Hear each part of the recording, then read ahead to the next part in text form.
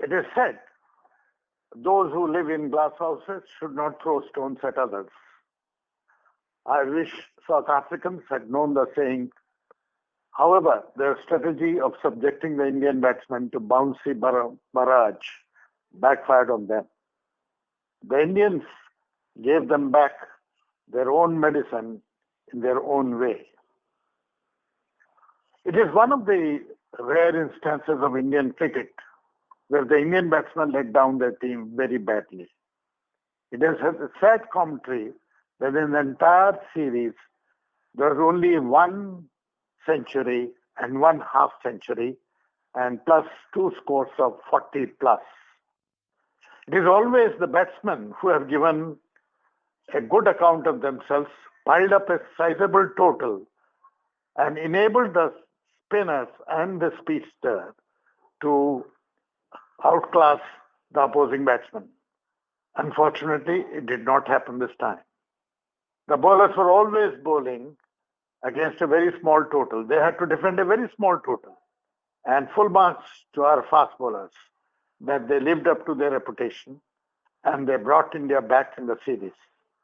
In fact, after losing the two test matches, in the decider also, for 4 days, for the first 3 days, India was at the receiving end.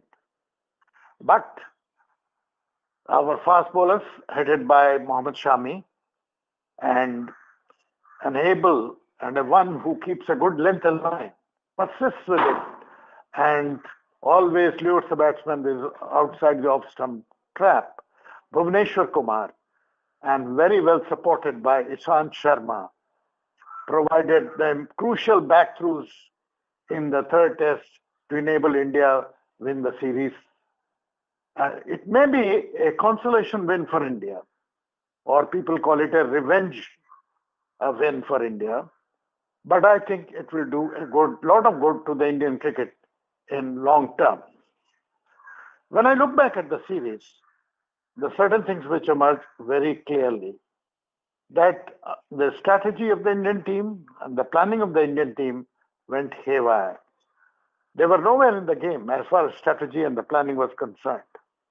Whenever the South Africans were under pressure, the tactics employed by the Captain Kohli were certain, they were so absurd that they defied the norms of cricket. When the bowler who was making the inroads was suddenly changed. And in fact, he was forgotten for a while before and allowing the South African batsmen to settle.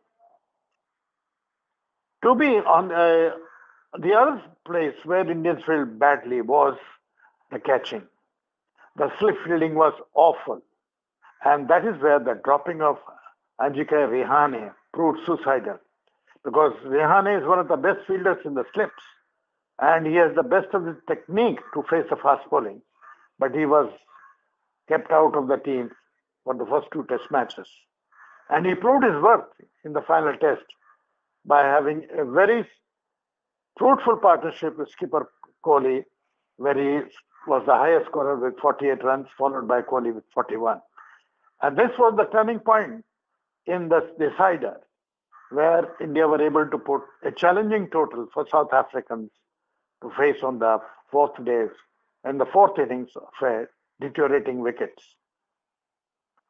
Now, it must be said to the credit of Mohammad Shami, Jasprit Bumrah, Ishant Sharma, and Bhuvneshwar Kumar that they never allowed the South Africans to settle down.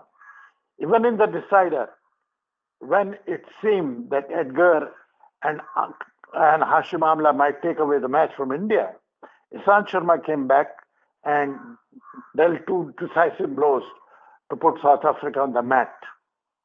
Even when there was a late revival, it was Shami who came back and brought India back into the picture. Full marks for India, the way they fought back, especially their bowlers. But the cup of misery of India is still not empty. Maybe this is the subject which we will discuss tomorrow or maybe at a later stage. Thank you.